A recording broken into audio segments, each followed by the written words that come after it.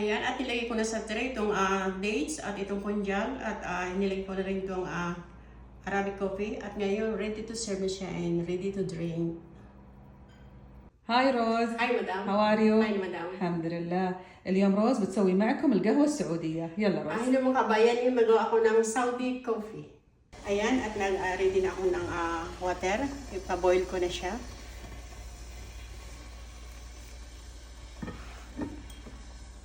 At ngayon, ko na siya ng ayan, boil na yung water niya. At ilagay ko na itong 1 ponjal ng Arabic coffee.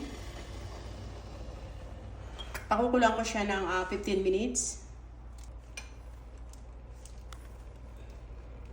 Ayan, at add ko siya ng kunting saffron habang binoboil ko siya. At mamaya add ko siya ng hill. بنات الحين هي قالت لهم نضيف للموية، الموية تقريبا لتر موية مغلية، نضيف لها فنجان قهوة عربي بن، بعد كذا نضيف لها شوي زعفران، نخليه يطبخ معها، والزعفران الباقي بنضيفه في الترمس. نضيف شوي مع الطبخ. الحين نطبخها ربع ساعة 15 دقيقة بعدين نرجع لها.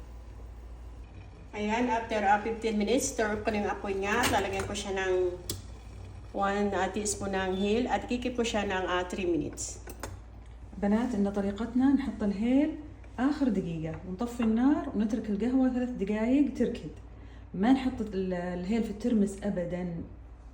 لما تحطون الهيل في الترمس أولا يسود مع الوقت ويعطي مرارة للقهوة ويتغير طعمها، لكن كذا تحطونها في البريق نفسه وتصفونها في الترمس، نحط فيه بس شوي زعفران، تصفونها في الترمس تكون معكم صافية لحد ما تخلص، لحد ما يخلص الترمس وهي ما تتغير أبد.